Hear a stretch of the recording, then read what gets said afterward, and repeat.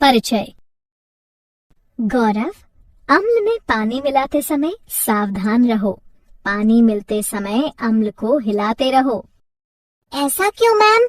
मैं इन्हें सीधे सीधे क्यों नहीं मिला सकता? ऐसे तो बहुत समय लगेगा। हाँ, ये सच है कि इसमें समय लगेगा, किंतु तुम्हें इसे धीरे धीरे ही मिलाना चाहिए, अन्यथा तुम जल सकते हो। अरे हाँ, मुझे पात्र गर्म लग रहा है।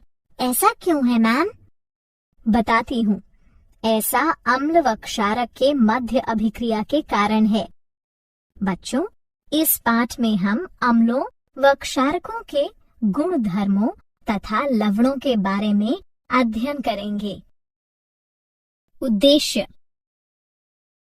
इस पाठ के अंत में आप निम्न करने में सक्षम हो जाएंगे: अम्लों व क्षारकों के रासायनिक गुण धर्मों की व्याख्या करना, अम्लों व क्षारकों के सामान्य गुण धर्मों को पहचानना, अम्लों व क्षारकों की प्रबलता का वर्णन करना, लवणों की व्याख्या करना, अम्लों व क्षारकों के रासायनिक गुण धर्म। अम्ल वह पदार्थ है जो पानी में मिलाए जाने पर हाइड्रोजन आयन उत्पन्न करता है, और क्षारक वह पदार्थ है जो पानी में मिलाए जाने पर हाइड्रोक्साइड आयन उत्पन्न करता है। अम्ल व क्षारक दोनों ही के रासायनिक गुणधर्म भिन्न भिन्न होते हैं। आइए इनके गुण धर्मों का अध्ययन करते हैं। अम्लों व क्षारकों के रासायनिक गुण धर्म कुछ इस प्रकार हैं।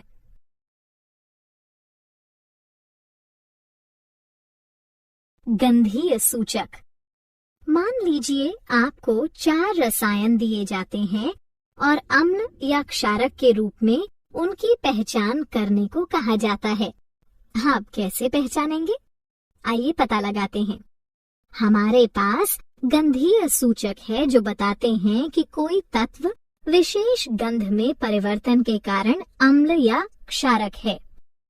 इनका प्रयोग प्रयोगशालाओं में गंधीय अनुमापन नामक प्रक्रिया द्वारा यह देखने के लिए किया जाता है कि कोई विलयन अम्ल है या क्षारक। गंधीय सूचक इस सिद्धांत पर कार्य करते हैं कि जब कोई अम्ल या क्षारक किसी तत्व में मिलाया जाता है तो उसकी गंध का पता नहीं लगाया जा सकता। क्या आप जानते हैं, आप जितने भी द्रव देखते हैं उनमें से लगभग प्रत्येक में या तो अम्लीय गुण होते हैं या फिर क्षारीय। अभिक्रिया की प्रकृति के अनुसार जल अम्ल तथा क्षारक दोनों की भांति व्यवहार कर सकता है। इसे कुछ अभिक्रियाओं में अम्ल माना जाता है तथा कुछ में क्षार। कभी कभी अम्ल क्षार अभिक्रिया में शुद्ध जल स्वयं के साथ अभिक्रिया करके आयनीकृत हो जाता है। अम्लों व क्षारकों की अभिक्रियाएं। आइए वापस वहीं चलते हैं जहां गौरव को मिक्सिंग बीकर गर्म लगा था। जब अम्ल को क्षारक के साथ मिलाया जाता है तो वह ताप उत्पन्न करता है। इसके कारण मिश्रण आस्फलित होकर बाहर आ सकता है। इससे आप जल सकते हैं। साथ ही अत्यधिक स्थानीय ताप के कारण कांच का पात्र टूट भी सकता है। अतः अम्लों व क्षारकों के साथ कार्य करते समय हमें सावधान रहना चाहिए।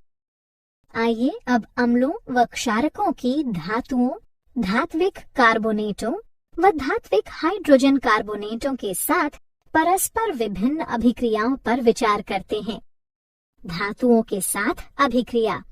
हाइड्रोजन के ऊपर सभी धातुएं तनु अम्लों के साथ उनके संगत लवण बनाने व हाइड्रोजन को मुक्त करने की प्रतिक्रियाशीलता श्रृंखला में अभिक्रिया करती हैं।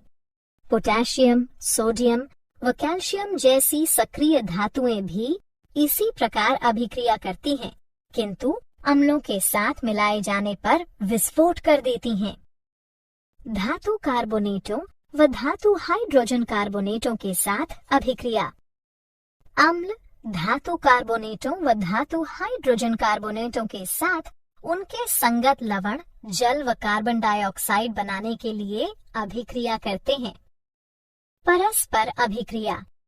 अम्ल व क्षार एक दूसरे से विपरीत व्यवहार करते हैं। इनकी परस्पर अभिक्रिया एक दूसरे के प्रभाव को निष्फल कर देती है। इसे उदासीनीकरण अभिक्रिया कहते हैं। इस अभिक्रिया में जब किसी अम्ल को क्षारक के साथ मिलाया जाता है तो परिणाम स्वरूप जल का एक अणु तथा विशिष्ट लवण उत्पन्न होता है। धात्विक व अधात्विक ऑक्साइड की अभिक्रियाएं। अब जबकि आप देख चुके हैं कि अम्ल व क्षारक धातुओं व हाइड्रोजन कार्बोनेटों से तथा परस्पर कैसे अभिक्रिया करते हैं, आइए देखते हैं कि अम्ल धात्विक ऑक्साइडों के साथ तथा क्षारक अधात्विक ऑक्साइडों के साथ कैसे अभिक्रिया करते हैं। धात्विक ऑक्साइडों की अम्लों के साथ अभिक्रिया। वे ऑक्साइड जो हाइड्रोक्सिल आयनों को उनके अणुओं से संलग्न करते हैं, क्षारकीय ऑक्साइड कहलाते हैं। ये ऑक्साइड अम्लों के साथ अभिक्रिया करने पर उदासीन हो जाते हैं।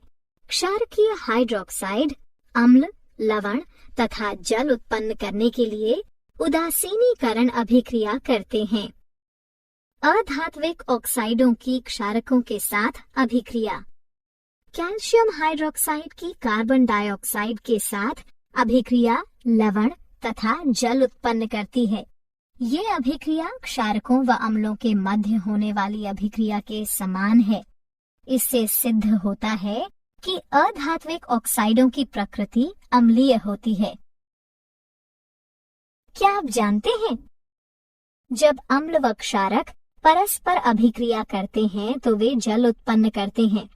अम्ल H+ आयन उत्सर्जित करता है तथा क्षारक OH- आयन के साथ उसका संयोजन करके उसे ग्रहण करता है। यही कारण है कि अम्ल को प्रोटॉन दाता तथा क्षारक को प्रोटॉन स्वीकारक कहा जाता है। जल के साथ अभिक्रिया। जब अम्लों को किसी जलीय विलयन में मिलाया जाता है तो वे आयन उत्पन्न करते हैं। किसी अम्ल या क्षारक को जल में मिलाते समय आपको ये याद रखना चाहिए कि यह एक ऊष्माक्षेपी प्रक्रिया है।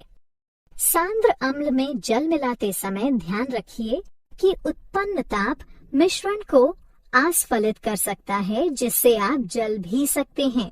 अत्यधिक स्थानीय ताप के कारण कांच का पात्र टूट भी सकता है।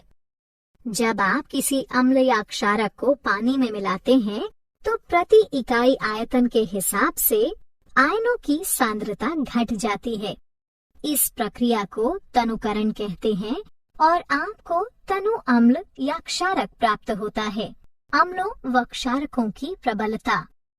किसी विलयन में उपस्थित आयनों की मात्रा जानने के लिए अथवा किसी अम्ल या क्षारक की प्रबलता का पता लगाने के लिए आपको एक सार्वभौमिक सूचक का प्रयोग करना पड़ेगा। सार्वभौमिक सूचक अनेक सूचकों का मिश्रण होता है। यह किसी विलयन में हाइड्रोजन की विभिन्न सांद्रताओं को विभिन्न रंगों में प्रदर्शित करता है। एक पीएच पैमाना वो पैमाना होता है जिसके प्रयोग से हम किसी विलयन में हाइड्रोजन आयन की सांद्रता को माप सकते हैं। आप पीएच को 0 से माप सकते हैं, जो कि अत्यंत क्षारीयता का प्रतिनिधित्व करते हुए 14 तक अति अम्लता प्रदर्शित करता है। उदासीन तत्वों के पीएच का मान 7 होता है। क्या आप जानते हैं, सभी अम्लों के गुण धर्म समान होते हैं। आप जानते हैं कि धातुओं के साथ अम्लों की अभिक्रिया कराए जाने पर हाइड्रोजन गैस उत्सर्जित होती है। इससे सिद्ध होता है कि हाइड्रोजन सभी अम्लों में विद्यमान है। तथापि आपको ये पता लगाना होगा कि क्या हाइड्रोजन रखने वाले सभी तत्वों में अम्लीय गुण धर्म पाए जाते हैं। दैनिक जीवन में पीएच का महत्व। आइए अपने दैनिक जीवन के कुछ ऐसे उदाहरणों को देखते हैं जहां पीएच एक महत्वपूर्ण भूमिका निभाता है। मृदा या मृदा अभिक्रिया का पीएच मृदा की अम्लता अथवा खारापन बताता है। इसे पीएच इकाइयों में मापा जाता है। इसे हाइड्रोजन आयन सांद्रता के ऋणात्मक लघुगणक के रूप में परिभाषित किया जाता है। मृदा में हाइड्रोजन आयनों की मात्रा में वृद्धि के साथ मृदा का पीएच भी बढ़ जाता है और मृदा की अम्लता में वृद्धि कर देता है। मृदा के पीएच को मृदा की मुख्य चर राशि माना जाता है क्योंकि यह कई रासायनिक अभिक्रियाओं पर नियंत्रण रखता है। यह पोषक तत्वों के रासायनिक रूपों पर नियंत्रण करके पौधों में पोषक तत्वों की उपलब्धता को विशेष रूप से प्रभावित करता है। पाचन तंत्र में पीएच। हमारा उदर हाइड्रोक्लोरिक अम्ल उत्पन्न करता है जो कि उदर को हानि पहुंचाए बिना भोजन पचाने में सहायता करता है। जब उदर अत्यधिक अम्ल उत्पन्न करने लगता है तो यह अपच हो जाता है तथा उदर में दर्द व जलन होने लगती है। इस दर्द से छुटकारा पाने का उपाय क्षारकों का प्रयोग है जिन्हें प्रत्यम्ल कहते हैं, जो कि अतिरिक्त अम्ल को उदासीन कर देते हैं। पीएच परिवर्तन के कारण दंतक्षय। दंत क्षय का कारण है दंतवल्क का संक्षारण। कैल्शियम फॉस्फेट से निर्मित दंतवल्क हमारे शरीर का कठोरतम पदार्थ है। यह जल में विलेय नहीं है, किंतु मुख की पीएच का मान 5.5 से कम होने पर यह संक्षारित हो जाता है। हमारे मुख में उपस्थित बैक्टीरिया भोजन के बाद मुख में बची अवशिष्ट शर्करा तथा खाद्य पदार्थों का निम्नीकरण करके अम्ल उत्पन्न करते हैं। इसे रोकने के लिए भोजन के पश्चात हर बार मुंह साफ कीजिए। साथ ही क्षारीय टूथपेस्टों का प्रयोग करने से अतिरिक्त अम्ल उदासीन होता है तथा दंत क्षय रुक जाता है। क्या आप जानते हैं पशु व पौधे आत्मरक्षा में अम्ल उत्सर्जित करते हैं। उदाहरणार्थ मधुमक्खी का डंक, चींटी का डंक या बिच्छू पौधे के कांटे। ये पौधों व पशुओं को प्रकृति द्वारा प्रदत्त आत्मरक्षा यंत्र रचनाएं हैं। लवण परिवार। लवण अम्लों व क्षारकों के मध्य अभिक्रिया से निर्मित होते हैं। जब अम्ल का H+ आयन धातु या अमोनियम के आयन से बदला जाता है तब लवण बनते हैं। एक जैसे ऋणात्मक या धनात्मक मूलक एक ही परिवार के कहलाते हैं। उदाहरणार्थ NaCl व Na2SO4 सोडियम लवणों के परिवार से हैं। इसी प्रकार NaCl व KCl क्लोराइड लवणों के परिवार से हैं। लवणों का पीएच। यहाँ लवणों का पीएच दिया गया है। किसी क्षारक का पीएच मान 7 तथा 14 के बीच में होता है। प्रबल क्षारक का पीएच मान 12 से 14 के बीच माना जाता है। किसी अम्ल का पीएच मान 7 से कम होता है। किसी प्रबल अम्ल का पीएच मान 0 से 3 के बीच माना जाता है।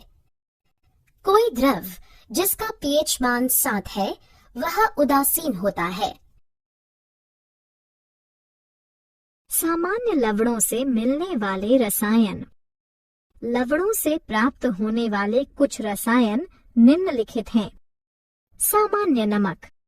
सामान्य नमक, जिसका रासायनिक नाम सोडियम क्लोराइड है, एक आयनिक यौगिक है और इसका सूत्र NaCl है। इसी के कारण समुद्र का जल खारा होता है। खाद्य नमक का मुख्य अवयव होने के नाते यह एक मसाले व खाद्य परीक्षक के तौर पर सामान्यतः प्रयोग में लाया जाता है। Sodium hydroxide. सामान्यतः कास्टिक सोडा के नाम से पहचाने जाने वाले सोडियम हाइड्रोक्साइड का आणविक सूत्र NaOH है। यह एक उच्च प्रदाहक धात्विक क्षारक है जो कि तृणशैया, पपड़ी, दाने तथा 50% संतृप्त विलयन के रूप में पाया जाता है। यह जल, इथेनॉल व मीथेनॉल में विलेय है। इसका प्रयोग एक प्रबल रासायनिक क्षारक के रूप में लुगदी व कागज, कपड़ा, पेयजल, साबुन तथा डिटर्जेंट बनाने में तथा एक ड्रेन क्लीनर के रूप में किया जाता है। विरंजक चूर्ण। विरंजक चूर्ण, जिसका रासायनिक नाम कैल्शियम हाइपोक्लोराइट तथा सूत्र CaClO2 है, एक रासायनिक यौगिक है। मुख्य रूप से इसका प्रयोग जल शोधन हेतु तथा एक विरंजन कारक के रूप में किया जाता है। यह एक सापेक्षिक रूप से स्थिर रसायन है और इसमें सोडियम हाइपोक्लोराइट की अपेक्षा क्लोरीन अधिक पाई जाती है। खावन सोडा।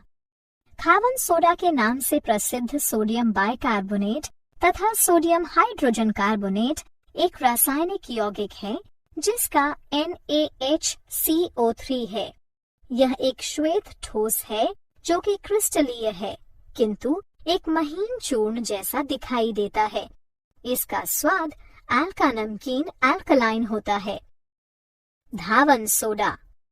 धावन सोडा या सोडा भस्म के नाम से प्रसिद्ध सोडियम कार्बोनेट, जिसका रासायनिक सूत्र Na2CO3 है, एक सोडियम लवण है।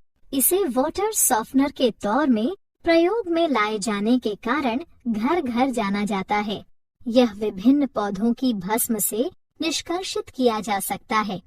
यह लवण व चूना पत्थर से बड़ी मात्रा में संश्लेषण द्वारा प्राप्त किया जाता है। क्या आप जानते हैं, क्रिस्टलीकरण का जल वो जल है जो क्रिस्टलों में पाया जाता है। यह क्रिस्टलीय गुणधर्मों के संभरण में आवश्यक है, किंतु पर्याप्त ऊष्मा द्वारा हटाए जाने में समर्थ है। यह किसी दिए गए तापमान पर निश्चित लवणों द्वारा छोड़े गए जल का कुल भार होता है। सारांश। आइए हमने जो कुछ सीखा है उसे संक्षेप में दोहराएं। अम्ल वो पदार्थ है जो जल में मिलाए जाने पर हाइड्रोजन आयन उत्पन्न करता है, जबकि क्षारक वो पदार्थ है जो जल में मिलाए जाने पर हाइड्रोक्साइड आयन उत्पन्न करता है। गंधीय सूचक पदार्थ विशेष की गंध में परिवर्तन के द्वारा ये बताते हैं कि वह पदार्थ अम्ल है या क्षारक। आप जो भी द्रव देखते हैं उसमें या तो अम्लीय लक्षण होंगे या फिर क्षारकीय। हाइड्रोजन से ऊपर सभी धातुएं अपने अपने लवण बनाने व हाइड्रोजन को मुक्त करने के लिए अभिक्रियाशीलता श्रृंखला में तनु अम्लों के साथ प्रतिक्रिया करती हैं। अम्ल कार्बोनेटों व हाइड्रोजन कार्बोनेटों के साथ उनके लवण जल व कार्बन डाइऑक्साइड बनाने के लिए प्रतिक्रिया करते हैं। अम्ल व क्षारक रासायनिक रूप से एक दूसरे के विपरीत होते हैं। अम्लों को जब जलीय विलयन में मिलाया जाता है तो वे आयन उत्पन्न करते हैं। pH स्केल किसी मिश्रण में हाइड्रोजन आयन सांद्रता मापने का पैमाना है।